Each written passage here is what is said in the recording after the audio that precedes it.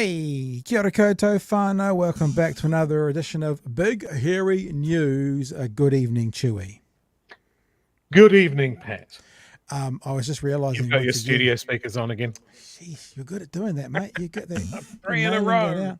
I know the other thing we didn't do at all is check our sound and our audio, so I'll do that in a sec while we're doing stuff as well, because me and Chewy have just been talking EVs all before the show, and we get all distracted and haven't checked our sound out properly yet.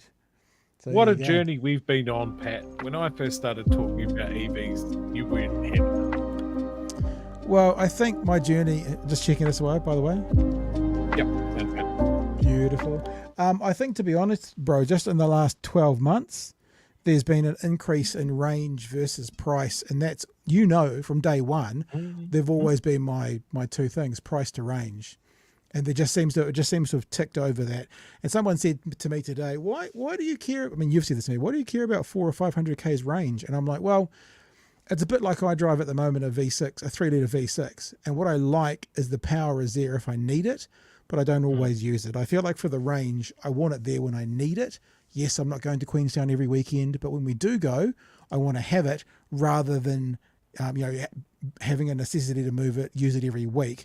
I want it to be there when I do want it. That's sort of what it is. And also, if I'm not going to have a charger at home for a bit of a while, because that's an investment, that means taking it to a public charger, charging it up once every 2 to 3 weeks, perhaps once every 2 weeks.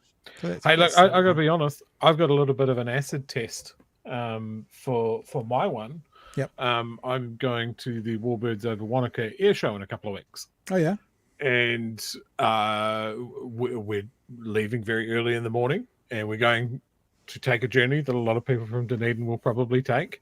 Yep. Some of them will be in EVs, and there's relatively few charges between here and Wanaka. Yeah. So am I going to hit the dreaded charging queue? Yeah. In Lawrence or Cromwell or something like that.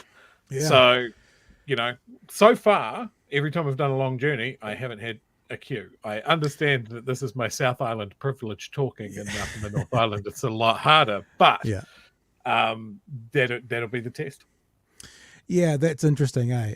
And because this has also been one of the things about EVs, when you're doing that open road, if I'm in my car and I need to refill, it takes 6 minutes, 3 minutes to fill it, 3 minutes to pay for it, and then I'm keeping on going. And it's been a bit of a head thing for me to get around. And I have got around it now, but if you can get around that and still get from, Dunedin to Christchurch or from Auckland to Taupo or in one hit, that just makes it an even easier decision, I think. So that's where I'm at. I've got something funny to show you. Well, it's not really funny. It's a bit tragic, Chewy. Some young upstart saw a story today on our ferries and the problem we're having at the moment in New Zealand with our ferries.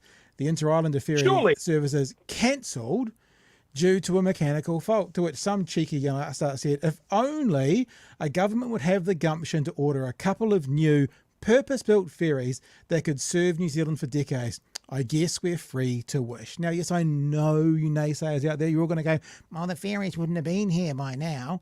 But at the moment, there is no second-hand Toyota Corolla at the ferry station ready to be gone. And these things are going to just break down more and more and more. The ferry has been cancelled service until Friday after a mechanical fault was found during testing. It's never good that it comes up during testing, does it? 4 services between Wellington and Picton have been affected, including the 6:30 p.m. sale, yada, yada, yada, yada, yada. In a statement, the GM of Interislander Operations, Duncan Roy, said, National, you suck. No, he didn't say that. He said, told One News the services have been restricted to freight only while a replacement part is sourced. So I just thought how ironic.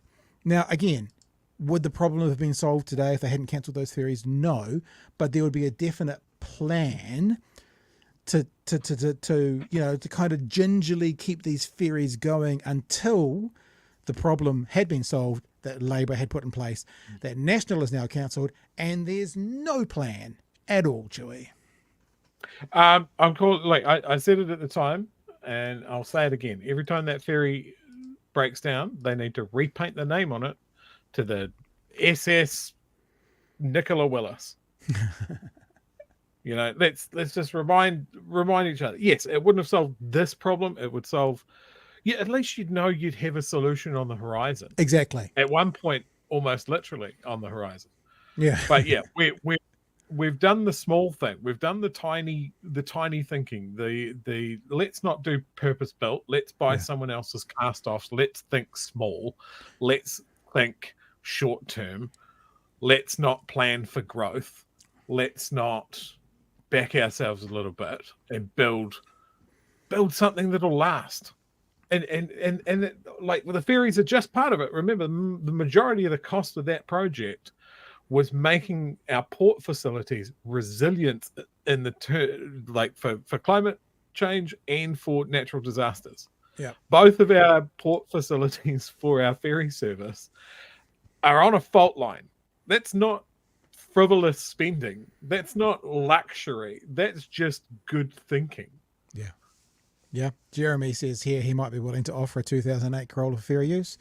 Might not be able to get all the way across, but could get some of the way. Well, you know, as long as it's reliable, a good, reliable second. I still think it's very hilarious. And I know, again, the naysayers will be like, well, those are the cars that Labour bought. That Nicola Willis is certainly not cruising around in a literal second-hand Corolla at the moment, but a BMW 7 Series. You could sell those and get yourself probably several nice second-hand Toyota Corollas, Minister Willis. So anyway, I thought that was just a little tidbit to throw in because I wanted to be a bit bitchy. What is it? 3 steps up in a circle? Girl, go off. So big thanks to all of our patrons. Listen, it might be a good time to remind you that me and Chewy just do this off for love. Hey Chewy, of each other. Someone called you my work wife the other day. I don't know how I felt about that. It was I good think or it bad. was your partner, Pat. Yeah, maybe. Which is worrying. What does your partner call me then? Moving on. Yeah, exactly. And if you're been around for a while, if you're a lurk, if you like what we're doing, you want to support us. I mean, honestly, not to kind of sound dramatic, the biggest way you can support us is to follow us on YouTube, to share our stuff around that. The second way probably is you can become a patron. And we said last year we wanted to try and hit about another $1,000 a month in patronage, and we're getting there. We're getting there, actually. So thank you for those who have been on board so far. If you've been considering it, I guess I'm inviting you to consider it a bit more right about now. To all our senior producers, our super patrons, our coffee runners there as well, our fuel level and our patrons. Mulu Magic down here at the bottom gets a special shout out tonight because Mulu Magic overnight upgraded from the fuel level to the patron level. I don't know why I called the level there was patrons for patrons, because everyone's a patron. I don't know. I honestly can't remember why. But as a reminder, what you do is you get a bunch of stuff, including early access to our conversations. For example, this is the conversation I had this morning with Associate Professor Peter Thompson. He is from a group called Better Public Media Trust. And we talked about it would only cost New Zealand $60 per person to have a fully funded, advertising-free TVNZ in its entirety. Now, in fairness, whoever wrote the headline for that story wasn't these guys. They weren't literally saying everyone should just fork over $60. They were saying this is what the cost would be out of the public coffers or whatever it was. 300 million. And look, 300 million is far less than the holes that National is finding in every single one of their policies at the moment. 800 million yesterday. Although, my mistake, I wrote it up on YouTube as 800 billion. To which many people pointed out, but it was 800 million. 800 billion hole would have been very interesting. That's noticeable. Million. It's noticeable. So this is the patrons page. Come join us, patreon.com/Big Hairy News. Love to have you as a part of the conversation. And Peter Thompson will be along later on in pre-recorded mode, and we will be playing that conversation for you as probably part 3 of tonight's show. Okay. Yes, Joey. No? I thought you were going to say something. Yes, but no, I said shoe. You were saying show, and I was doing that impression of that guy that said very good shoe. Speaking of supporters, people who ordered their merch in the first week of our 2-week merch drop, your hoodies and t-shirts and stuff came in today, to me, that is. So they'll be going out in the next day and a half, 2 days. People who ordered last week, they've gone to the printer today. So I'll probably hopefully have those by the end of the week, and I'll do some slave labour with my 17-year-old and get her to do some bag packing over the weekend to get them sent out to you quick smart. So if you're expecting something from last week, from before Sunday, I've got it now and I'll be sending them out. If you're expecting something from beyond Saturday, Saturday's 2 Saturdays ago, from the last week, then start of next week we'll be getting those sent out. Okay, Chewy's Meister General. Bunch of stuff to talk about tonight. Melissa Lee, we said we'd talk about this from last night and carry it over to tonight. She actually showed up on the AM show. Before we rip into the actual conversations for tonight, is there anything you want to wrap up with? Is there anything you want to put out there? Are we good to go? Are you going to tangent at the start of the show? Let's crack on. Look at that. Just back from the hospital with hopefully not COVID. Good. Yeah, hopefully not. Hopefully not COVID. There we go. It's the official diagnosis. Good. Well, don't catch COVID live on air. That would be a very bad look for us, right? Seeing we are the worship. Apparently, to some we're the worshippers of Fauci, so don't get COVID live on air. Oh, okay. The first thing we got to tell Melissa Lee as a former broadcaster is to get a better camera. It's the first thing we got to say. Excellent freeze frame. And then to learn how to frame yourself when on camera as a producer of television shows. So there was a bit of toing and froing between, it's actually the two Melissas, aren't they? I didn't even think about that. And a lot of, I'm very sorry that Newshub is disappearing. So I've cut all that stuff out and we get to the conversation pretty much where the minister was being told, after she explained one thing, it sounds like we're still a long way from the government actioning anything when it comes to helping the media. So we're still a long way away. You guys are talking about it, great, but we're still a long way away from actioning anything that would help news media in New Zealand. And that's where the conversation starts. Well, there is a process. I mean, one of the first things I did when I became a minister, considering the fact that, in the past, before politics, I was a journalist and I believe in journalism. It's coming back. It's just paused for a second for dramatic effect. And what journalism does for our democracy. I know that it is really, really important to our society. And what I've been doing in opposition was to listen to the sector. And this issue has actually been coming for years. It's something that, potentially...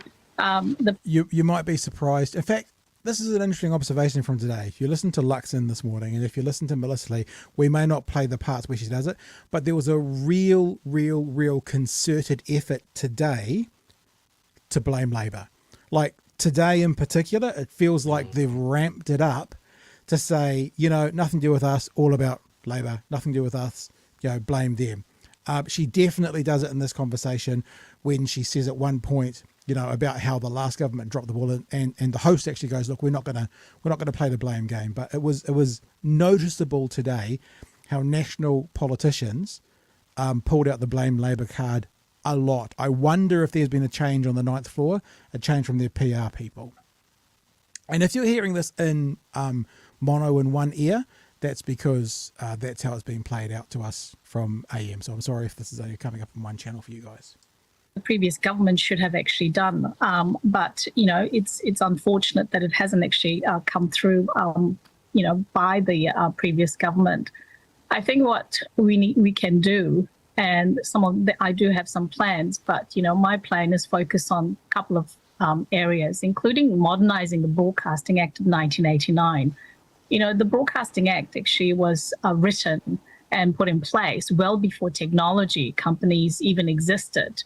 And also looking at better harnessing technology and innovation as the sector continues to transition online. Yeah, we also need to ensure that government... Got to say as well, as the AM hosts, you feel a palpable anger. Like, honestly, the way that you don't often see...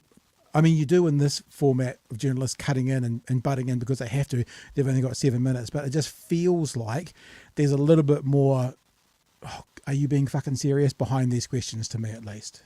Investment in media remains well set up to deliver independent and trusted sources of news and information. The thing is, Minister, that to think that Newshub is a linear TV business is to misunderstand actually what the business bit of stank on this. Newshub is because we have a website, we have an app, we have streaming services, we've done radio, we've done podcasts. So how much more multimedia do you think businesses need to be to survive? I'm not just talking about that, but I mean, there are elements of the Broadcasting Act which actually is, providing not fair playing field for everyone. For example, advertising doesn't actually, there are restrictions on broadcasters where there are no restrictions for streamers. But these are specifics that will have to be worked through the process of, cabinet as well as rewriting the legislation. So there's part one of the conversation, Chewy. Not necessarily saying the wrong things, reworking the Broadcasting Act. I think all of that's pretty fine. The question is, how's it going to be implemented? What are going to be the changes? And do we trust this government to actually make any kind of changes that are significant enough? Let's say Newshub is gone forever, to help the next group, the next entity that wants to come and do this, be able to do this. Yeah, I agree. There's some good nuggets of information in what you're saying there. Yes, the Broadcasting Act probably does need a redo. The media landscape is vastly different than it was when they wrote that in 1988, 1989, whatever. Very, very seismically different. And yes, we should look at that. Do I trust National to do a good job of this? No. Where am I getting that from? Everything else that they're doing at the moment. So yeah, they don't think in long term. Are we going to get something, that it's going to be open for submissions for 12 minutes and the public is not going to get input? Is it going to have any sort of democratic process? Are they going to listen to experts? All of these things that they're demonstrating that they won't do for a piece of legislation that is going to involve how we consume entertainment and how we consume news information and who's going to be holding a spotlight on what the government's doing. Do I trust them to do it? Not at all. Because this is the problem in New Zealand media at the moment. We don't have a genuine public broadcaster.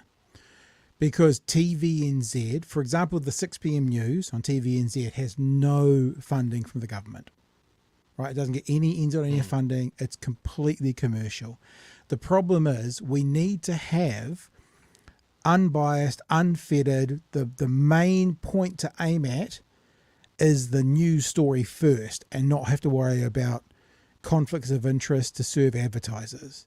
So we're stuck in this situation where we've got sort of a pseudo public broadcaster, and we've got an entity, New Zealand On Air, that gives money to broadcasters for projects.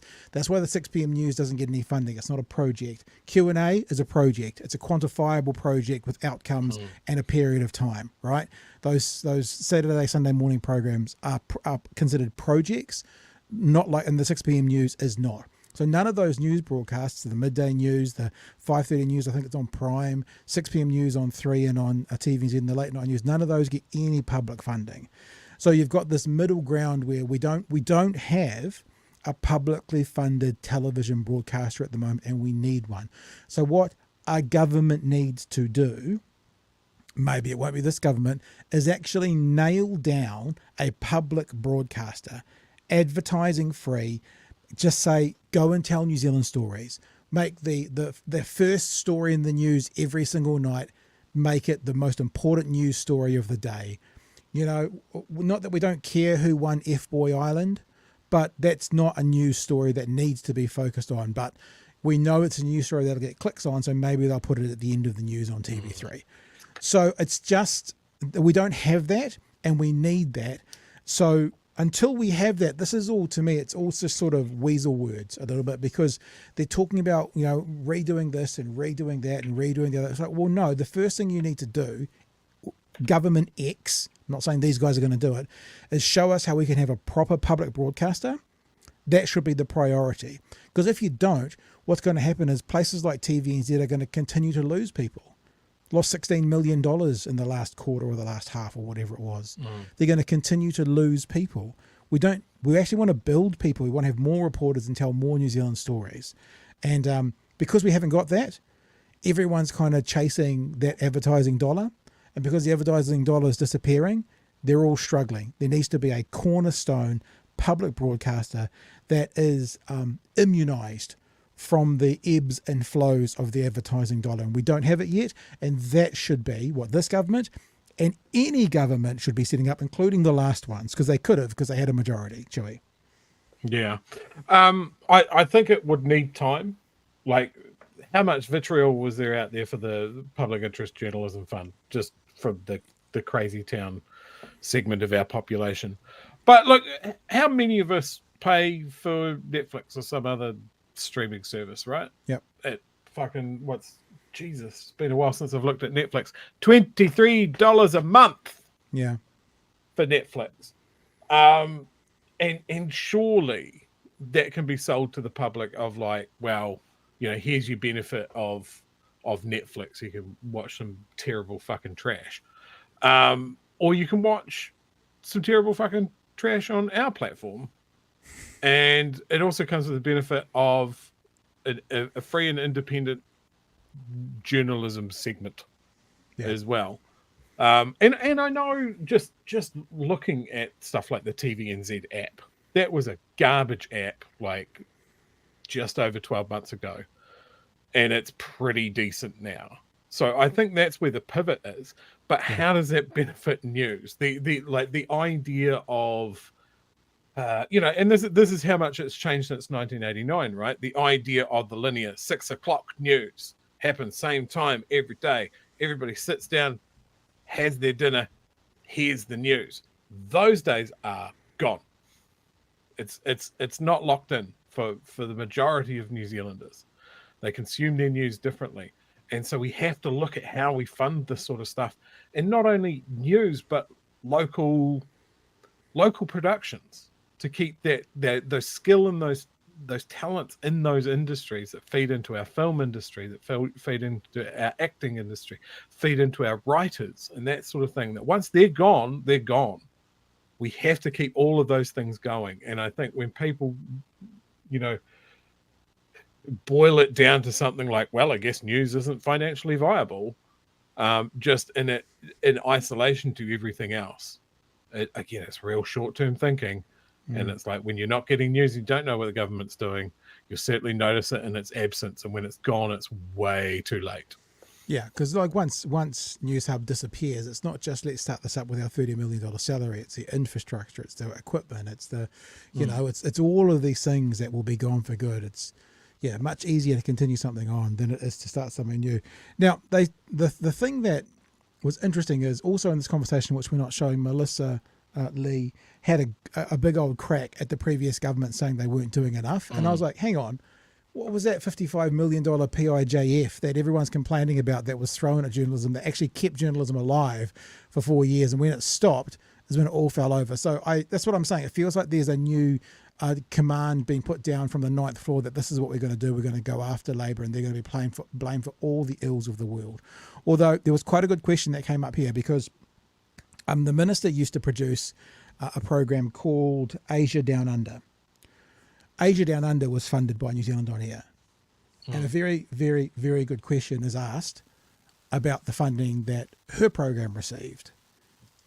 Do you think that Asia Down Under would have been made and screened in a wholly commercial system?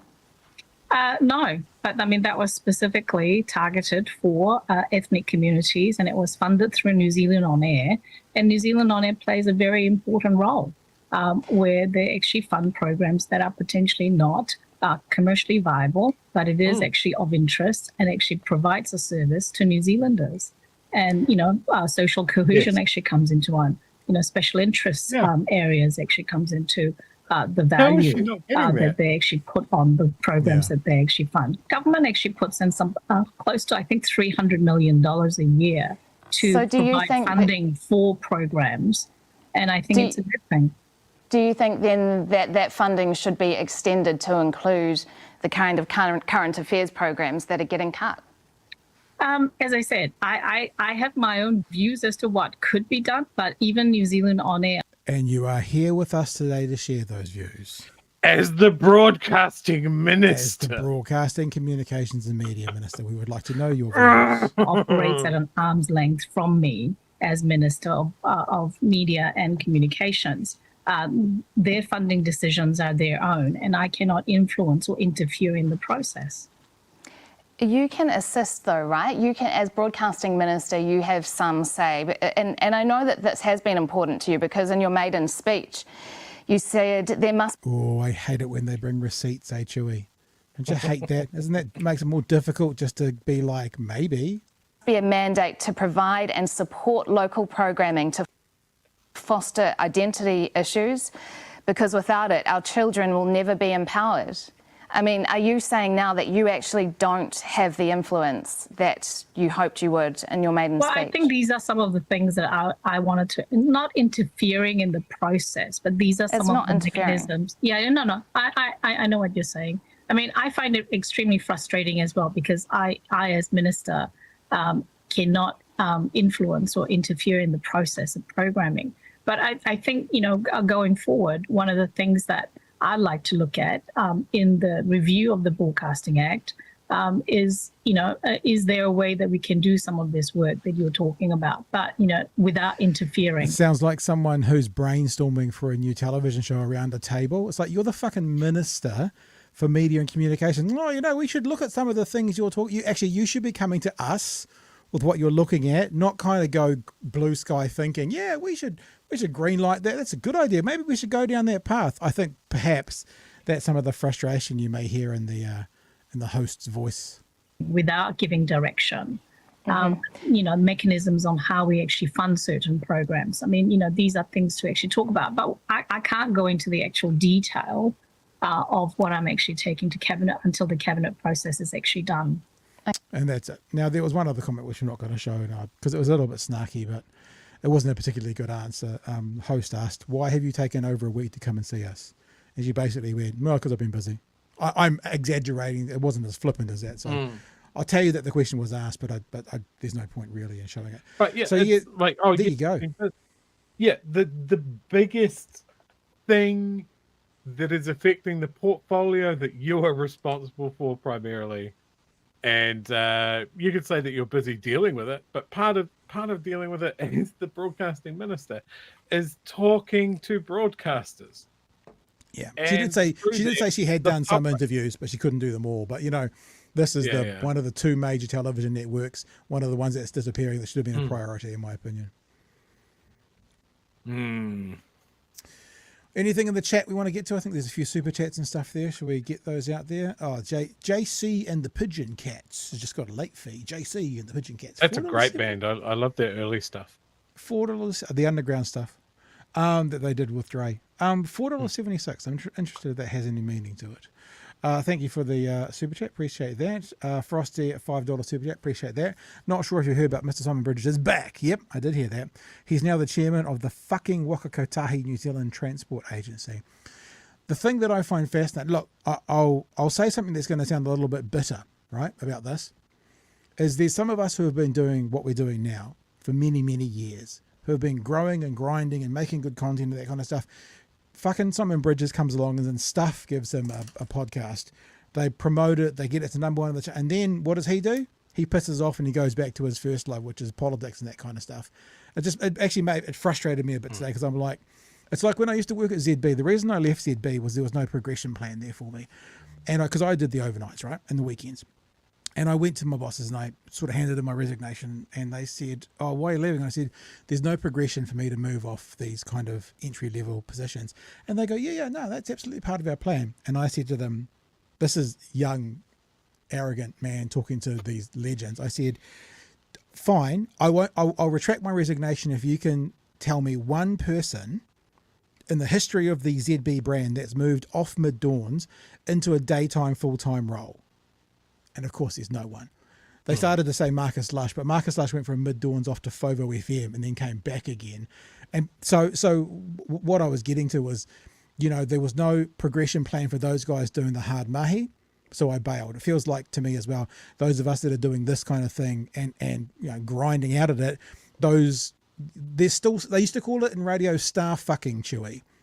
You know, they were into staff fucking. They'd get someone with a name along and they'd give them everything. And there'd be those of us guys be like, dude, we've been here 5 years doing everything you've asked of us and you're staff fucking. And like Christmas would come along and they'd staff fuck and they'd give some one-off television the 9 till midday slot and the mid-dawn guys got nothing sort of thing. So I know it sounds bitter, I get that, but I kind of felt a little bit the same when I saw Simon Bridges going back to that job when, you know, bloody fucking stuff just creamed all over him. And even when we were, my podcast, one of my podcasts was on stuff when they did it. It frustrates me. And now that he's gone back to that, I mean, that frustrates me even more. Waka Kotahi. I did notice though, Chewy, I've had a few letters come to me from that agency in the last week. They all still say Waka Kotahi. That's what they all say on the envelopes that come. Got to use up all that print stock. Yeah, very true. Or else it'll be a waste. But 4%. you know, the first thing with him in charge, part of Waka Kotahi now is I assume that those 7 bridges that were promised for Northlands, they're any day now, right? I'm sure that's the case. Surely.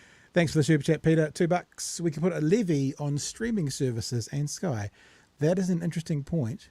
That is not a bad idea at all. We've got a conversation coming up in a wee while with a certain individual from Better Media Trust or Better Trust Media, and you might be not surprised to hear that is actually one of the ideas that they're floating, levies and stuff on other things. All right, let's keep going though, because this next story could be quite a long one, Chewy, because it's about our favourite human.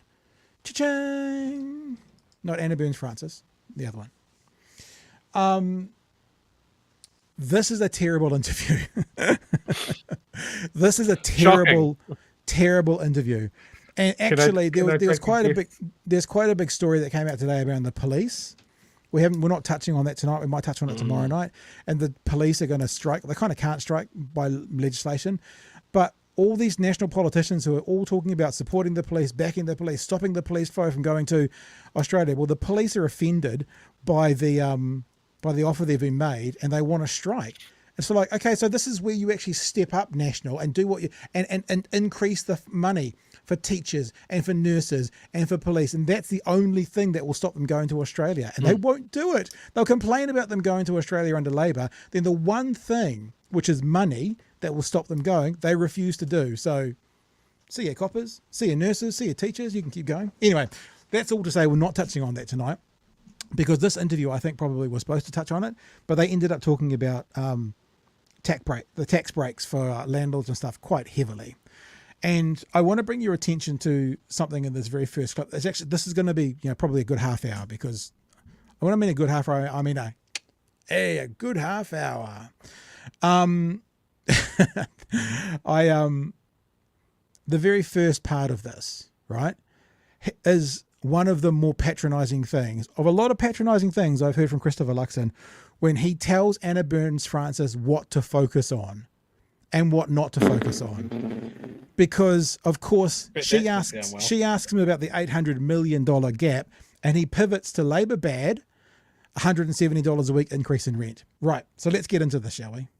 Good morning, Mr. Luxon. Your tax break for landlords has a pretty big difference in numbers, what was promised to what we see now, $800 million. How'd you get it so wrong? Well, what we're doing here is we're making sure that life gets easier for renters across New Zealand. Under the previous government, rents went up $170 per week. Did you see the pivot? It was like a gold-winning, ice dancer. Did you see it? Oh, it's all about renters. It was beautiful. The way he just... Ooh, 100%. Well, Anna, I'd just ask you to focus on the people that actually matter here, which is renters that are doing it tough. And what we've said very clearly is when you load on costs on landlords, whether through interest deductibility, the bright line, that has just meant that rents have gone up in this country over the last 6 years, $170 per week on average. What this is about is making sure that we restore interest deductibility. We do it in a phase. Don't you love that look? That was like what the fuck are you talking about? That is not what has put costs up. Costs were trending up before all of those things, because these guys, these landlords, and don't you dare say mum and dad landlords, because we know it's not fucking them.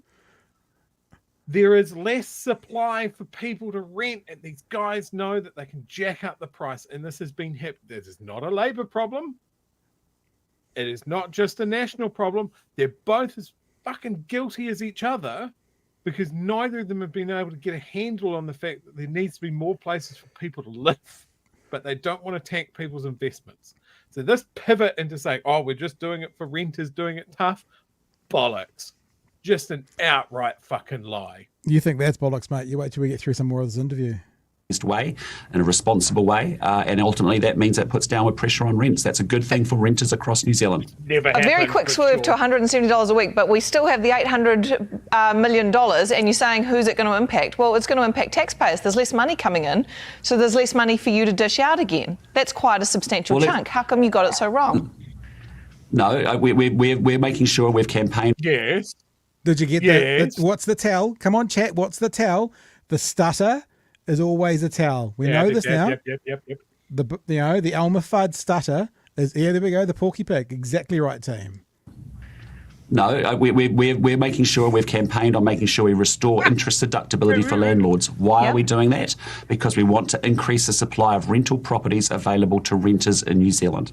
But you costed it at 2.1 and it's going to cost $2.9 billion. There's a huge gap. So how did you get the number wrong? Remember last night how I said the one thing I did appreciate about Chris Bishop on Q&A was the answer to the question? Like, honestly, just reflect, not saying I liked the answers to his questions, but this is the example of what we've had from National to this point, whether it's him or whether it's Nicola Willis, just literally refusing to answer the question and spew out talking points. And this is what this interview is. What I'd say to you is that we have looked at the program, we've looked at the policy, we've looked at our economic conditions. You would say it 2 times. Yeah, we've actually look, Anna, I'll level with you. We've worked out what we can afford, and what we're delivering is relief to landlords so that they can actually put downward pressure on rents. This is what this is all about. Interest deductibility. If you owned a cafe versus owning a rental property, you would actually be able to use it as a deductible, a legitimate business expense, and every other. Anna Burns-Francis, and I'm going to spoil it, does something beautiful in this conversation, right? And I haven't heard anyone else pick it up, so all credit goes to her. The National, and I'm spoiling it because she says this later on, but I'm going to do it anyway. The National Party keep talking about any other business, interest deductibility. And Anna Burns-Francis goes, but hang on, any other business, they also pay tax on profits. There's no capital gains tax on houses. So you can't compare it to any other business when you doesn't pay tax like any other business. And I just thought, oh, you fucking genius.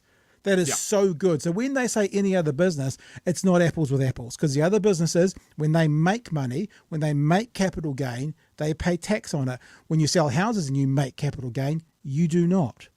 So Absolutely. It was a very, very, very good point that should be now repeated every day for the next 3 years. That's absolutely it. That is the thing that is underpinning why our housing market is so fucking cooked. Yeah. Because here is, if you've got money and you want to make more money, here is a place where tax is not looking. So why would you put your money literally anywhere else? It is more risky to put it in a business. There are taxes on profit and stuff like that. You got to put it in housing. You got to buy an old house from someone. Don't build a new one. That's risky. Buy an old one that's already there. And so that is how we've built this absolutely fucked, crooked system that we've got, that now no politician wants to change, because the moment that people's portfolios start shrinking in value, or they see their home's estimate go down, people will lose their fucking mind and will turn into Mad Max real quick. All right. We created this. It's taken 40 business years. Around the world and in New Zealand. Sorry, 40 years? Yeah, it's taken 40 years. When they changed the rules about tax around houses, 40 years, none of them have changed it. That's what's causing the problem. That's what I mean. Labor takes a lot of blame for having absolute power to do whatever they want and not fixing a lot of shit. Right? Honestly, there's a lot of blame to be laid at Labor's feet. This has added cost to landlords. As a result, they've taken rents up over $170 a week. We're caring about renters, and this is what this is doing, restoring supply of rental properties into the rental market in New Zealand. We can debate that in just a second, but I just want to bring us back round to the initial question, which I hate to repeat, but I'm just really not hearing how the number jumped from 2.1 to 2.9 without an explanation. You were assuring us before the election these were rock solid, your economic plans. You said at 1.6 of September, Nicola and I are good with numbers and good on economics. So how do we have an $800 million difference on just one part of your tax plan? Well, I would dispute that very strongly. What you saw as a coalition government that's come together. No, I just dispute your numbers, to be honest with you. What I'd say to you very clearly is that we have an active national party that both campaigns. Beautiful again. These aren't her numbers. They're not Anna Burns-Francis's numbers. They're the numbers we've been given. They're the government's numbers. So there's a little pivot. Yeah, exactly. Frosty got it as well. There you go. See? Her numbers. No, they weren't her numbers. But he just he couldn't. Oh gosh, I'm going crazy with things. He pivot. Campaigned on restoring interest deductibility because we know how important it is, and the great news is that we're doing it, and actually that's going to get relief to renters, and that's really important. Can you still say your numbers are rock solid for everything that you forecast before you got into power, on the numbers that you promised and that voters were assured were rock solid? Can you still use that same phrase? Yes, I can. And what I'd say to you is what's even better, Anna, is that we are I wonder if there's also looking at a very dynamic question here that's been missed. Like sometimes when you have to take them by the hand, like Jack Tame did on the weekend, and say, are the numbers today, what we've learnt today, are they the same as the numbers you told us about before the election? And then he has to say no. And then, because I get him to admit it first, and then he has to say no. So I'm no criticism overall, but like take them a step backwards and say, are these the numbers you gave us before the election? Blah, blah, blah, blah, blah. Yes. Are those the same numbers as today? He can't say yes to that. And then, like we saw with Chris Bishop, he had to finally admit that this was more beneficial for landlords because Jack Tame just went, walk you into it. Now you have to actually admit it, basically. Dynamic economic environment. We've inherited from a government that actually had massive cost overruns, that didn't fund school lunches, didn't fund farm drugs, and ended up spending a heap of money on stuff that didn't deliver. And so as those things come to light, we're facing up to those challenges too, whether it be school buildings that haven't been funded, whether it be ferry projects that have had massive cost overruns, whether it's been... Oh, that one didn't date very well, Mr. Luxon, for the news this afternoon. $250 million wasted on Auckland Light Rail and not a single metre of track built in 6 years. Those are the things that we're also surfacing and we're having to deal with dynamically as we manage an economy that's in a pretty tough place. So, as I said, I get the sense that they've been given instructions to blame Labour. That was one of the things.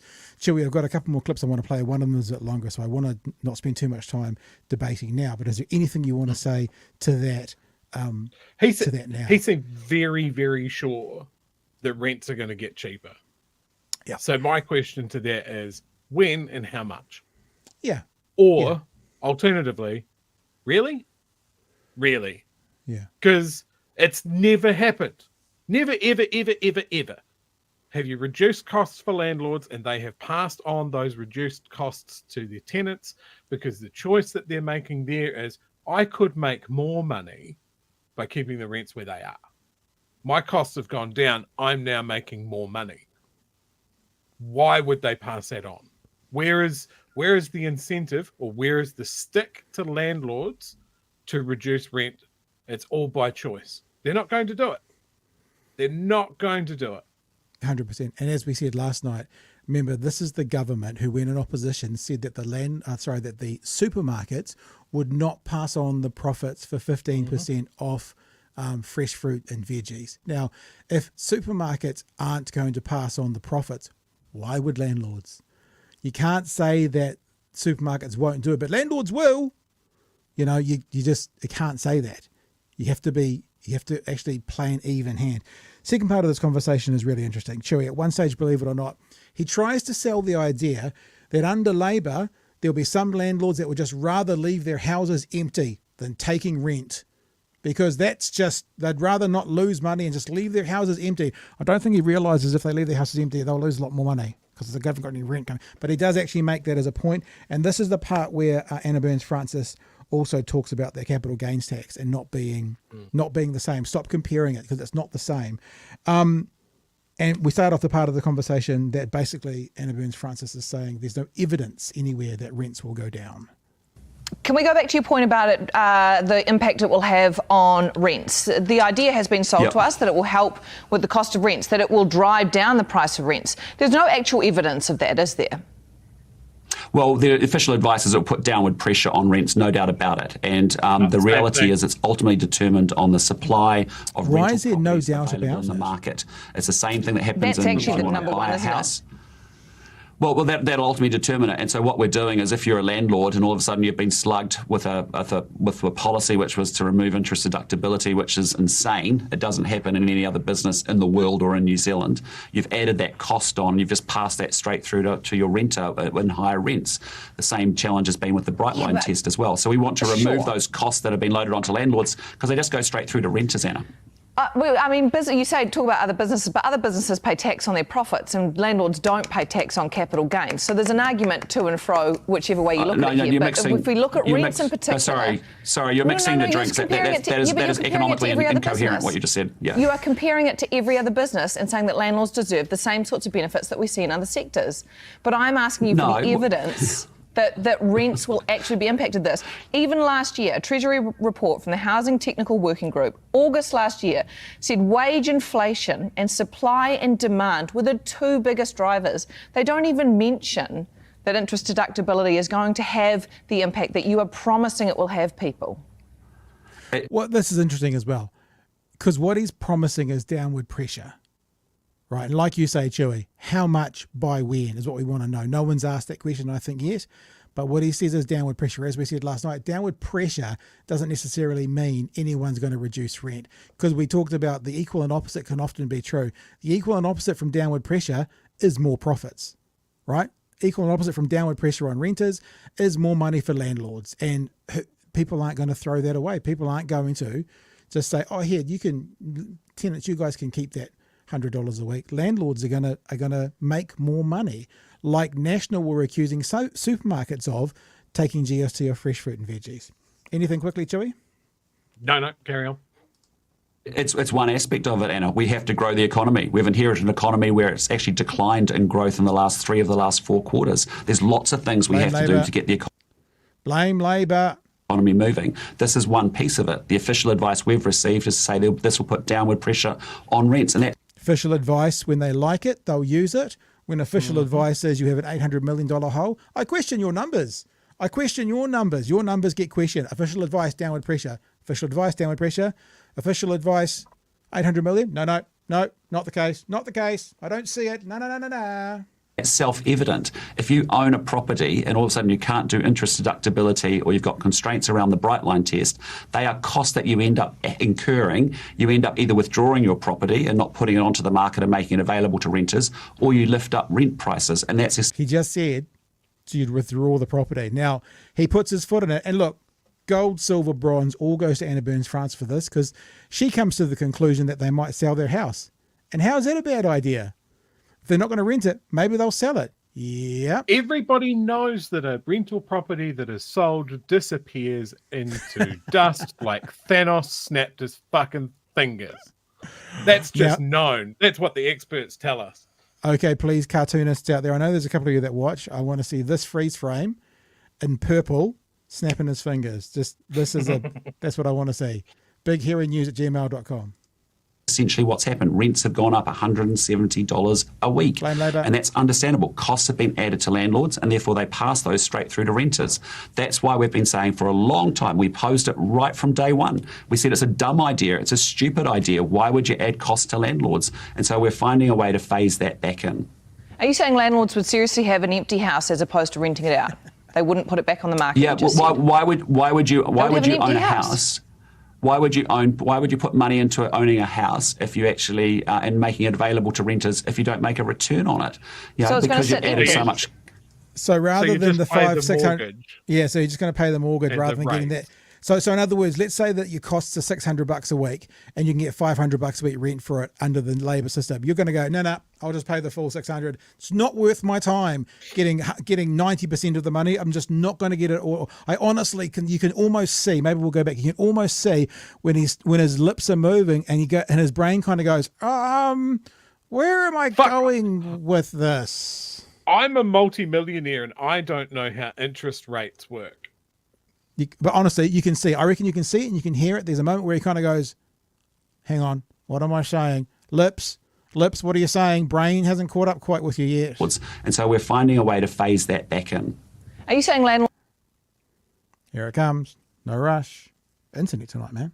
would seriously have an empty house as opposed to renting it out? What's the moment? They wouldn't put it back on the market. Yeah, why would you own a house. house? Why would you put money into owning a house if you actually and making it available to renters if you don't make a return on it? So it's because you've gonna sit added so empty. much. Well, no, it's not going to sit empty, is it? We've got to make a landlord has to be able to make houses available in the rental market. If you So actually what add would they costs do? to them, it's less attractive for them to actually do that. Sure, if they didn't They rent might it sell out, the what house, would they Anna. do? They might sell the house. And then someone that's owns a what's happened house. is- So that's First-time okay, buyers. isn't it? Then Well- someone owns a house. But Anna, come on. Yeah, are you seriously saying to a rental person who cannot? Anna, come on. You're trapping me. Anna, this is not how it works. You treat me better than this. my Anna, God. come on, Anna. Don't do this to me, Anna. You're embarrassing me. And then someone that's owns a what's happened house. is- So that's okay, isn't it? Then Well- someone owns a house. But Anna, come on. Yeah, are you seriously saying to a rental person who cannot afford a house that actually there's less supply of houses available for rent? We need to No. increase the supply of houses Pause available that, for Pat. people to buy. Fucking pause that. Are you saying, Anna Burns Francis, that people that only have enough money to rent at New Zealand's very, very fair, very reasonable rental rates, they can't afford to buy a house because they can't save for a deposit because of the fucking rents that they're all paying, because we've cooked the market, all of us. And then when a landlord decides, I can't be fucked with this, I'm going to sell my house, when that renter turns up with the fucking 160,000 that they've managed to scrape together over the last 15 fucking years, and maybe they're in for a shot of buying it off the RV, and they turn up to the auction or they turn up to the open home to find themselves surrounded with people with 2, 3, 15, 25 houses and all the equity, and they can just fucking throw crazy money at it to have another house. And that person that scraped up to get the deposit finds out that it doesn't fucking matter. Back to the rental market, you scrubs. Work harder, get a better job. You suck. This Chewy on man has fire. never experienced this ever in his life. And this is what happens when you vote for these people that haven't lived a real life and haven't experienced the things that normal people experience. He's fucked off to another country. He's come back and run an airline. He's got all of these houses fucking debt free. He doesn't even have to worry about the fact that interest rates have gone up. It's good for him. Like, fuck this guy and fuck how out of touch these people are. Mount Vesuvius just blew a top. Mount Machu Picchu just went off, didn't he, team?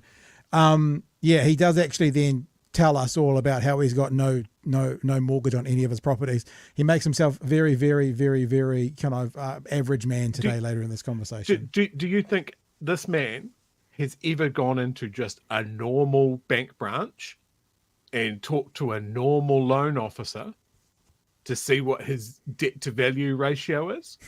Or do you think he calls up his mates at a head office of a bank and gone, cut me a deal? Yeah. Do you think he even has to do that? The level that he is working on is unrecognizable for the majority of this country. Right, this has got about 20 seconds to go. Let's just get to the end of this part. Are you seriously saying to a rental person who cannot afford a house that actually there's less Love her supply of face, eh? houses available for rent? We need to increase the supply of houses available for people to buy. We need to increase the supply of houses available for people to rent. We need to increase the supply of houses available for social housing and state housing How do across you this do that? country. That is our do you do major that? problem in the housing market that we have, is a lack of supply. So, Correct. Chewy, we're going to move on to a third part of this conversation, because even though we've given Anna Burns Francis some pretty big sort of props tonight, there was a couple of young fellas, you may know of them, they're on the internet, who had a bit of a chat about this last night. Let me play you play you this little clip from this. I don't know what this show's called. Two Gorgeous Guys or something like that. I'm not entirely sure. Particularly the last. There's only about. I think there's only about a minute towards the end of it when we talk about what's going to happen from tomorrow with every journalist around the country. Have a listen. This is the party that was saying the reason that GST off fruit and veggies wouldn't work is that the supermarkets would not drop their value, they'd just make more profit. So why do they say it's going to happen to supermarkets, but all of a sudden landlords are going to be all altruistic and they're going to pass it on? Of course they're not. So a landlord can either make $100 a week or $180 a week. Oh no, we'll just keep it at 100 and knock your rent back by $80. Of course they're not going to do it. It's fairy tale stuff, Chewy. People in the chat that have rented or are currently renting, when ever have you received a rent reduction? Don't worry, I'll wait. I've rented most of my adult life and have never received a reduction in rent. Yeah. That I've been thankful that a landlord has kept the rent the same year on year. Yep. But I have never received a reduction of rent. And this is why this is fucking fantasy. That because they've got interest deductibility, they're suddenly going to wind back the rent. It's absolute bullshit fantasy. They could open it up to every renter in the country. Yeah, it's pretty There's good, not actually. going to be a single person that comes back and goes, oh yeah, my landlord did. Yeah. Absolute rubbish. Unless the politicians do, because they're smart, because everyone knows that's going to be the first question in the next election cycle. How much did you reduce your rent by? So he should probably do that. And if he's got people watching this, they should probably tell him to do that. And I might have just given him an out, because obviously if it wasn't said to them, of course he's not going to reduce the rent of his, because then it becomes a better investment. Anyway, we should let him, actually, now we should ignore everything we've just said, remove our brains and listen to how Luxon explains it.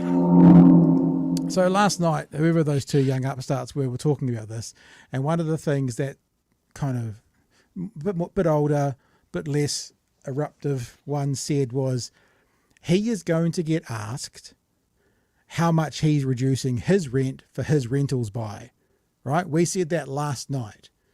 Someone's been watching, Chewy, because guess what was a question to him today? Ooh. Now, this is where he makes himself unrelatable on a scale you could not believe. I'll play it first. I like spoiling things, but I'll play it first. Yeah, you've been on a tear of that tonight. I have. Here we go. It's going to make a difference to the rents that you charge your tenants for the properties that you own. Look, ultimately that's a decision for me personally, but no, this won't do. It won't make any impact for me at all. You mean Okay, yeah, but hang on. But this is the unrelatable bit. Why won't it make a difference, Chewy? Why won't it make a difference? It won't make a difference because he has no debt on any of his rentals. Because this is about interest deductibility. So he on one hand is saying it won't make a difference on mine because that's how wealthy and unattainable I am. And I also won't put any downward pressure on my rent. So basically he's saying I'm not going to reduce the rent on my tenants.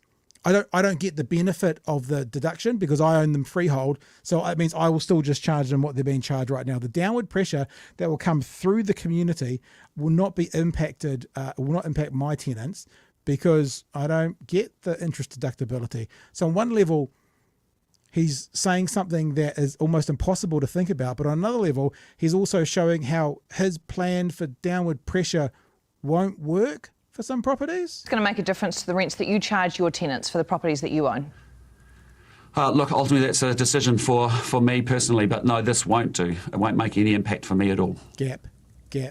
You mean you're still going to raise the rents? It's not going to put any downward pressure on the rents that you charge your tenants?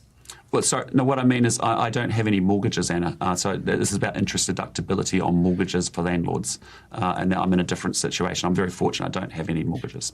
Okay. So relatable, our Prime Minister. I own 7 properties, 5 of them are rentals, and I have no mortgages. So very relatable. Go for it, Joe. So hang on. Because if you draw a line there, it's like, oh yeah, if we reduce costs for these landlords, right, there'll be downward pressure on rent. So therefore, if you have no real major costs, you own your houses debt free, then people should be living there just for the cost of the building, like maybe your yearly rates and maintenance, right? There's no cost to the mortgage. Is that what we're talking, Luxon? No, fucking course not. We're talking about market forces where you will charge rent as high as the market will bear. The rent that you set has actually very little to do with your costs. Any real estate agent or property manager will constantly be putting pressure on you. If your rent is lower than what it is for the average of the area, your property manager will be telling you to put the rent up. Your accountant will be telling you to put the rent up. Why are you giving away this value for free when no one around you is? That is where rent comes from. Not the bright line test, not interest deductibility, not healthy home standard. They have a small short-term effect. But overall, it is market forces. And this government, the government of business and numbers, laughably, does not understand that. They're chipping away at the edges of a castle that they don't want to knock down. The other thing that he misses, it's funny how he talks about, patronizingly talks to Anna Burns Francis about her not sort of getting it. The reason he doesn't get it is that downward pressure implies rents across the whole area will go down. So let's say you've got a rental property in Brooklyn, in Wellington, right? Downward pressure means rent becomes cheaper. When it becomes cheaper, supply and demand, it will drive other rents down, because all of a sudden the house next to you is $200 cheaper than this one. So why would I live here? I'll go there. So these ones have to reduce it.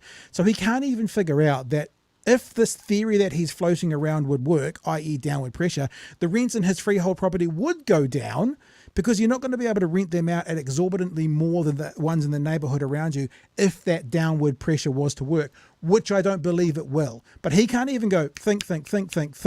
Okay, of course, if downward pressure comes to the neighborhood from my houses, then I would just, change my rents to whatever the market would dictate. He just goes, no, because mine are freehold. It's like he's not smart enough. I mean, he's obviously smart. He's done business and stuff, and he's done his things, but he's not smart enough and quick enough in the moment to not fumble over that and tell the whole of New Zealand that he is so wealthy that all of his rental properties have no, or that's not actually, can I tell you something? That's not even good business, Mr. Luxon. I know some property investors, and what they typically tend to do is they get interest-only mortgages. And then the equity grows and they buy another one. And they put none of their money into the houses. And it's horrible, I know. But that's what smart investors do. So even what he's doing, telling us that, is showing us that he's got too many ivory back scratches. And he doesn't fucking know how to invest. That's what else it tells us, Chewy. Yeah, absolutely. And it's great because he said the thing. He's acknowledged what the problem is and how to fix it. We need to build more houses. That's the thing. But nobody's done it apart from the previous Labour government that got more houses built than ever before for decades. The previous national government sold off all of our social housing. And before that, when they had the chance to cut some red tape, we ended up with the leaky home scandal. So, it's the government needs to build more houses. They need to provide for people as they have done since World War II, since before World War II, actually. They need to do that. And they need to make sure that there is incentives for people that have money to invest in building new houses. We need to add housing stock to the market. That is the only thing that will really change market rents. And yes, and there needs to be an acknowledgement. They are not going down. We can build more houses. The rents are not going down. Yeah. But the more houses that get built, the more options that people have, then there is competition. It will hold rents at the same place for longer. Yeah. And absolutely. That is part of inflation as well. We want to tackle inflation, right? Well, people's rents going up constantly is part of inflation. People having to pay more interest on their mortgage as part of inflation. This is such a big problem that nobody's got any fucking big ideas on how to change it, because making a big change is going to fuck off the real estate holding class in this country, and they're the ones that are making donations. Righty. So there's no drive to do it. Let's we're going to move into the last part of the show for tonight. Before we do that, thank you, Luxon, very generous $20 super chat there. Here's the flaw in Luxon's logic. This is not about getting landlords back into making a return. It's about maximising their return at the expense of the tax base, with no social or economic return. Also, George, for a $9 super chat, thank you for that. I had one and only one landlord who actually lowered our rent because their mortgage went down. Definitely unicorn landlords. Yeah, and look, I guess when we say that's not going to happen, I guess if we're being honest, we're going to say in the vast majority of the cases, like 99.5%, it won't put downward pressure on. There are some good landlords out there. There are some moral and some honest and some straight up landlords who I'm sure if it costs them less, they will do it. I mean, I know actually several kind of mom and pop landlords who what they do is they don't increase the rent because they've got enough to cover their mortgage. And it actually means, if you look at inflation and how much rents are going up, it is like they are in the equivalent of reducing the rents. Like keeping the rent the same, if it could be rented for another 20, 30, 40 bucks a week, is akin to reducing the rent, because if those people went out into the market and had to rent somewhere else, they'd be paying more. And I know lots of people that do that, good, honest people that do that as well. Anyway. Maybe I'm not a smart businessman, but when I had a rental, I took what I needed to cover my mortgage, what I needed to do to cover my rent, my rates and stuff like that, and a little bit of fun for ongoing maintenance. And that's what my rent was. Yep. And the number of comments that I got was, "Oh, that's very cheap." And I mean, on heart, there was a reason that I did it that way, and that's because my sister needed a place to live, and that's what we set that rent at. If I got a property manager in to manage it properly as a fucking business, there is no way that they would have let me do that, because there would be constant pressure from the property manager. Even though it's my property, they've got to maximize their percentage as well. Yeah. And they'll be like, you can squeeze these guys for $200 or $300 more per week. Yeah. That was a chook clear That's pretty missile. good. Like that That's pretty good. All right. Now, Chewy, what are you going to do? Because we're about to go into have a chat to Associate Professor Peter Thompson. Peter Thompson is from Better Public Media Trust in Victoria University, talking about public broadcasting needing to be free.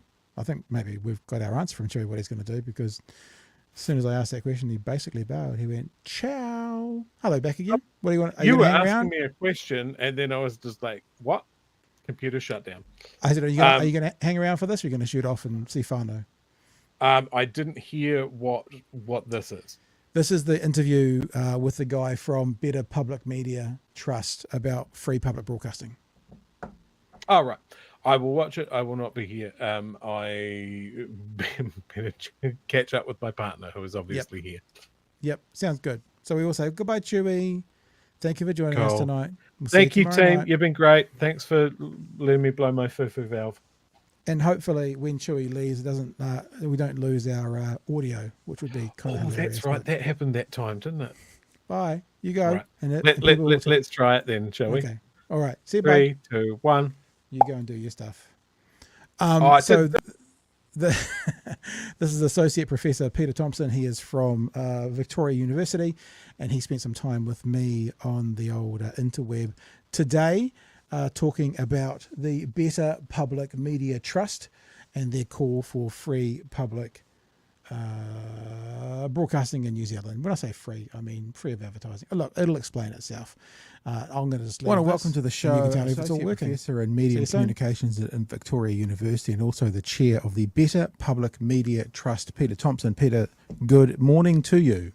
Kia ora, Pat. Thanks for having me on. Yeah, love to have you on. I think it's an incredibly appropriate conversation for us to be having right about now, and we should start by putting up the Better Public Media Trust, the BPM. And why don't you just give us a bit of the elevator pitch as to who the BPM is and what you guys are all about? Well, the Better Public Media Trust really has its origins in the Save TVNZ 7 campaign. As some of your viewers may recall, TVNZ 7 was a non-commercial channel that was operated by TVNZ, but unfortunately lost its funding around 2012. There was quite a big fuss about that because we thought it was rather good television.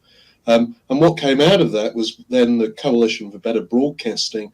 And because the media issues that we're seeing evolve, in the digital environment are so complex and across multiple platforms, a while back we decided that we better call ourselves a Better Public Media Trust because we weren't just about broadcasting. Yeah. I well remember that, actually. TVNZ7 was great. I remember Russell Brown. We had some really good shows on there about. It was that perfect moment that we've been talking about for the last month or so here. That the apex of the decision making was based around stories, not around profit or agenda. It was just based around stories. No matter if you had a really small group that this story would be representing, or whether it was a big mainstream group, that was the apex. And I think that's the beauty of public broadcasting in general is genuine public broadcasting. Like I think we all would probably look to the BBC as being one of the best models. That the apex of their decision making is based on the story rather than anything else, and that's what we need, Absolutely. Yeah. I mean, TVNZ7 offered a range of programs that you were never going to see on a commercial channel, and that included some really important ones. I mean, they had programs on law and the courts. They had Media 7, which was the only television program actually dealing with the media sector. They had programs on those backbenchers that introduced a lot of unfamiliar politicians to the public and cost one or two their careers. And then there were all sorts of other things, community issues, poetry, literature, things that you'd never see in a commercially focused broadcast that where the only agenda really is to maximize eyeballs and maximize advertising. There was a story that you guys released, or that you guys were involved in a couple of days ago, and it's the idea of funding TVNZ through a $60 individual levy. This is what you guys were saying. Let me just read a couple of quick paragraphs here. The Better Public Media Trust said TVNZ could be funded at a cost of $60 per person annually. Trustee Miles Thomas said it was inevitable more cuts would be needed as the organisation's commercial income shrank. TVNZ's annual budget is roughly $300 million. For the cost of just $5 a month per capita, New Zealand taxpayers could fully fund TVNZ so that it would need no longer rely on any advertising at all.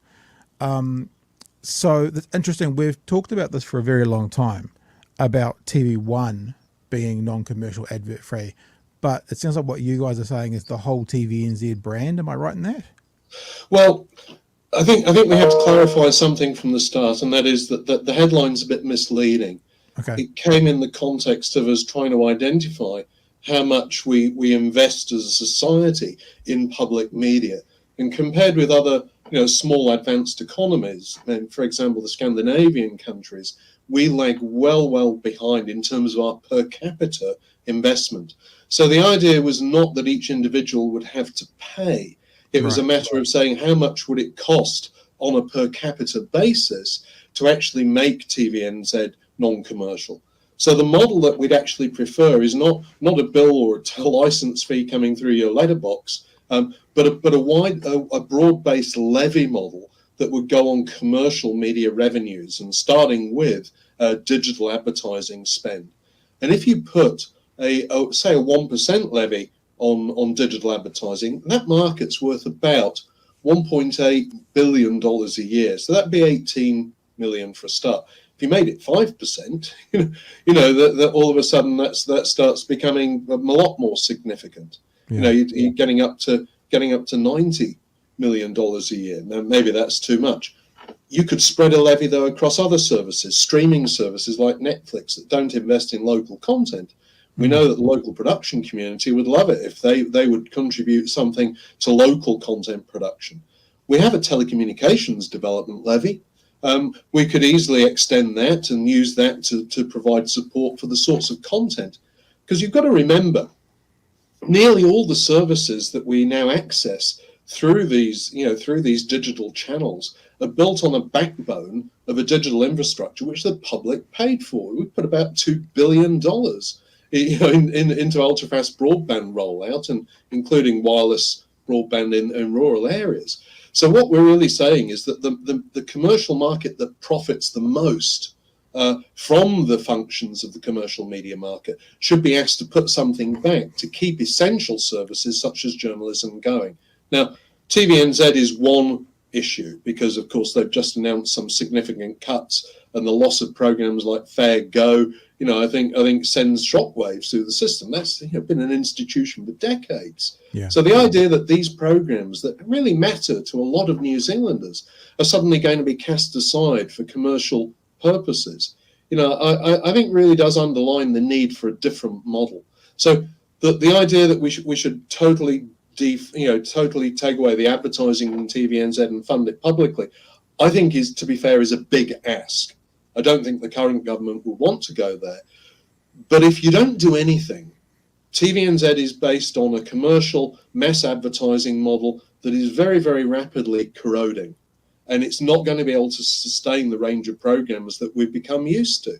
So you've got to do something about it. And we think the levy model is probably the best option that would cover a wide range of functions, not just TVNZ, but also to support public interest journalism.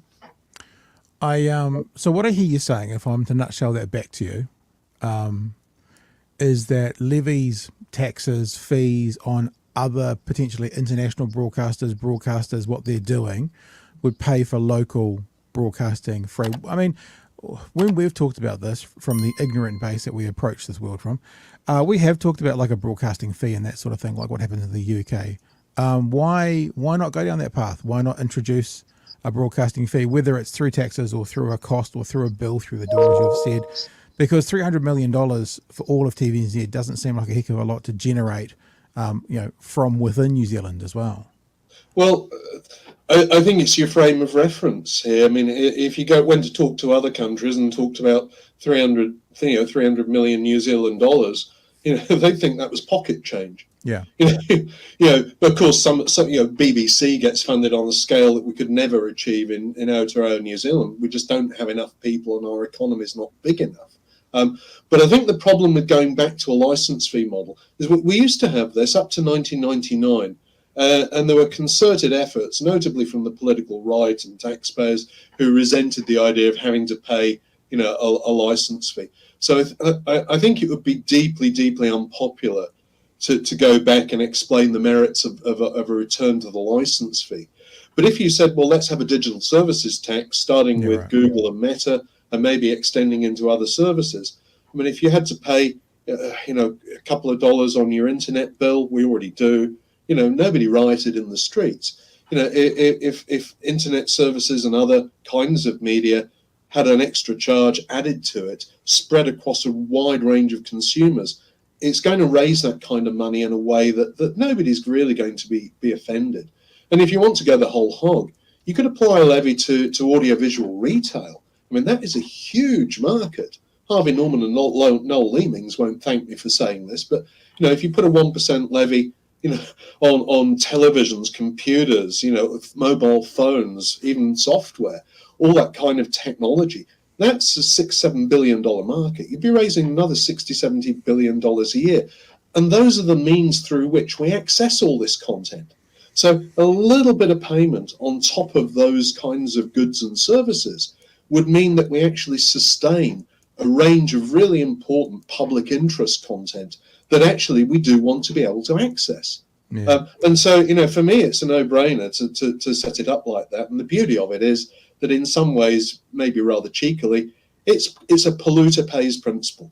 The media that make profits out of the digital market and often cause the market failures that we lament, such as the demise of serious investigative news or high-quality programming for minorities, they're actually expected to put something back to sustain an essential range of services. So there's a kind of a moral elegance to this model. What you're describing, though, still is New Zealanders paying, because whether it's a $2 on their internet bill or whether it's $30 on a $3,000 TV, that's still us paying for it as a part of it. So other than shaping it differently, how is that very different from saying, well, here's a $25 broadcasting fee, license fee? Well, for one thing, one of the things that people who pay license fees object to is the idea that they're being forced to pay for something that they don't use. And what the levy model would do quite effectively is ensure that actually you're only paying in proportion to your own media expenditure. So if you didn't go and buy a new TV or a new phone every year, if you didn't subscribe to Netflix or Hulu or Amazon Prime, then actually you wouldn't be required to pay at all. But I get this, but it's the same argument. If I have a Netflix account and I never watch TVNZ and there's a levy on my Netflix account, I'm still paying for something that I don't use. That argument gets used for a lot of sort of taxes. Taxes that are in petrol. If I don't have a car but I fill up my lawnmower, I'm paying for something I'm never going to use for the road user charges element out of there. So I understand what you're saying, that might be. I guess what I'm saying, and maybe this is me just dreaming, is a well-educated New Zealand wouldn't have that argument unless they went, well, there's so many things that we don't use that we pay for. You know what I'm saying? And actually not using public broadcasting, for example, I think is almost impossible, because so much other content can come from the public broadcasting that they are going to come across it somewhere. Well, of course they are.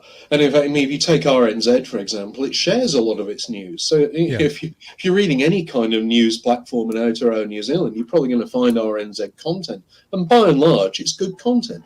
And the key thing is that news in particular, we maybe argue about other genres, entertainment genres, but news, information, documentaries, educational content is what we call a merit good. Because in economic terms, a merit good is a good or a service that doesn't only benefit the consumer who actually consumes it, it has a benefit to society as a whole. So if you have a better informed, better educated society, that's generally good. So even if I don't watch a particular news program, if it's good news and someone else has watched it, society itself indirectly benefits from that. So I think there's a good case for that. You don't see too many people protesting against primary schools saying, hey, I don't have kids, why do I have to pay to educate this bunch of brats? And that's really how I hear the arguments against public media, going, "Oh, I don't watch that. I'm not paying for it."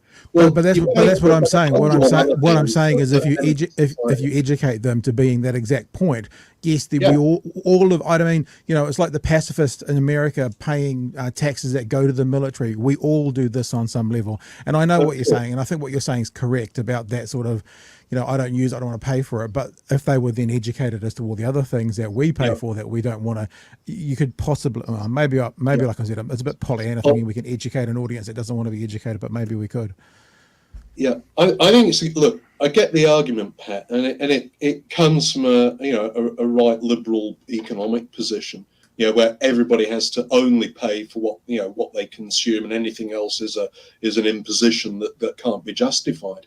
Well, in that case, you become what we call a minimal statist. In fact, you may not even might be a right-wing anarchist and not want a government at all. But the thing I throw at them is this: advertising.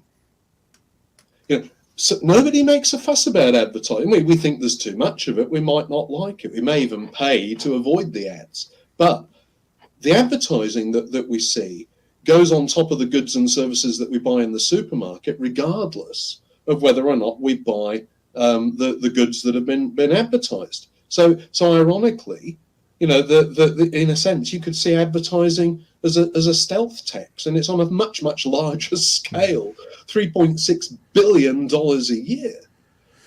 They're not advertising as a public gesture of charity. They're advertising because it gets us to buy their products, and they do it by stealing our data. This could become a whole new conversation down that path as well, Peter. But listen, just finally, what I'd like to know, I see that Melissa Lee was making comments yesterday about how she can, quote unquote, support the media industry that's in a bit of a fragile state at the moment. Over the next few days and weeks, what do you want to see coming from policy, or even just a position from Melissa Lee in her position as Communications Minister about the whole area of public broadcasting? Well, I don't know exactly what the minister's going to do. I don't think they can be seen to do nothing. I think that would be probably suicidal in the current environment. There's so many people struggling in the media sector that I think the government's going to be under real pressure to be seen to act. So let them watch Netflix and leave it to the market isn't a viable option. One thing they've got currently in the pipeline is this Fair Digital News Bargaining Bill. Personally, I think it's well-intentioned, but I don't think it's going to do the job that they want. Facebook's pulling out of that agreement in Australia as we speak, so I don't think that's going to do anything. But what would you like to see Melissa Lee and the government come out with to support the public broadcaster? I'd like to see them go towards the levy model, starting perhaps with digital advertising. That's and digital services more broadly. Now, there's different ways you can implement this. I think one sensible way that I think would get the buy-in of the platforms is if you didn't just target the platforms and single them out, although Lord knows there's some good reasons for that, but actually spread it across the board. So if you started with digital advertising, that I think would be a good starting point, and you get an immediate return, at least as much as the much maligned public interest journalism fund. And from there you could build. I mean, you could start to build in the telecommunications development levy, and maybe look at including the streaming platforms. That's where I'd start off, and then you can start to look at what they're doing in Europe, and that things like the digital services taxes that they're exploring there are based primarily on digital turnover of the platforms, and that is huge. And we know that, for example, Google pulls in something like $1.2 billion of that $1.8 billion digital ad spend, and they make profits on top of that through selling data and personal data. So they account for nearly 2/3 of that advertising. So the idea that they just sit there, throw a few crumbs from the table to the news media and think that they've done their bit, I think we really got to look very seriously at making them pay their way. They don't pay taxes on anywhere near the level of profits that they generate for the parent company, but through creative accounting, they manage to register those earnings offshore so they don't get liable for domestic taxation.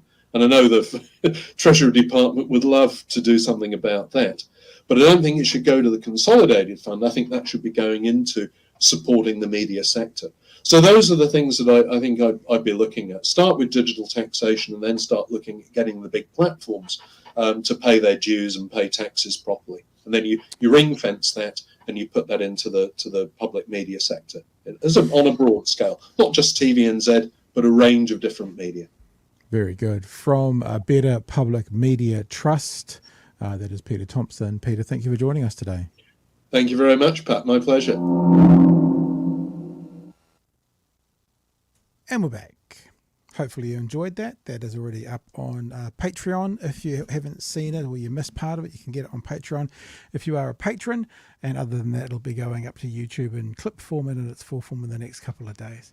Hey, thanks for being with us tonight. A few more super chats that have come in. Junk Rig Sailor. And Junk Rig Sailor's actually sent us 2 super chats because he wanted to correct something. So I'll just put one up, Junk Rig, and I will mention what you've said. Junk Rig says, why was NZB allowed to buy both ZB and the biggest newspaper, the Herald? I hate how their right-wing hosts are then able to write their filth in anti-centre left articles as they pretend to be journalists. Just so you know, NZME, which is what Junk Rig sent through a little thing saying, you're right, didn't buy Newstalk ZB. NZME has always had Newstalk ZB. It was under its previous name. What did it used to be called? Not Radio Works. That was the other guys. I can't remember when I worked for it. I can't remember what it was called, but it hasn't bought ZB. But they definitely did acquire the Herald. Why are they allowed to? I don't know. I mean, look to people like Simon Wilson if you want to have a more centrist, more left kind of view in the Herald. He does good work over there. And JMK Hanlon, thank you for the $5 super chat, just says, power to you. They came through at 10:10. So it's something during that conversation lit JMK's wick, and JMK just wanted to let power to you.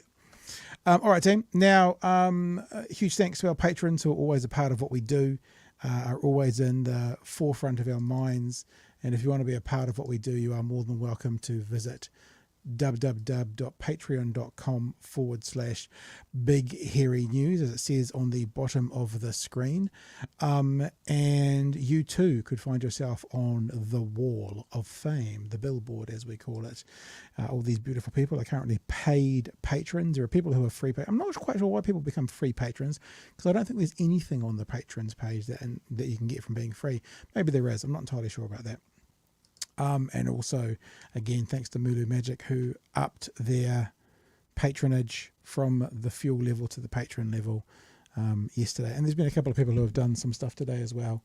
I think I saw the name Gold has upgraded their patronage, so thank you for that. And it might be Maria, M-I-R-I-A, Maria maybe. But we'll have a look at those tomorrow and get them on the billboard for tomorrow. If you're enjoying what we do, if you like what you see, and if you'd like to get a bit behind us and help us do what we do, then Patreon's a great way you can do that. You can also, of course, just share our stuff around. Follow me on Twitter. You can follow Chewy as well on Twitter. He doesn't do much there, though. And also, of course, the big thing is follow us on YouTube. Actually, on Twitter, we seem to be getting... the numbers have been quite good the last wee while. And the numbers of what people watching us live on Twitter have seemed to have gone up. I don't know whether some algorithms found us and started spreading our stuff around, but... yeah, it's been good to see you all. So follow me on Twitter at Pat Britton, follow us on YouTube, which is DOCNZ Studios, and make sure you hit that notification bell so you know when our stuff's going live, or you know when we go live. Other than that, we will be back tomorrow night in our full capacity, me and Chewy, from 9 p.m. for another edition of Big Hairy News. Stay safe, my friends. See you tomorrow night. Remember, bring a friend. Hooroo.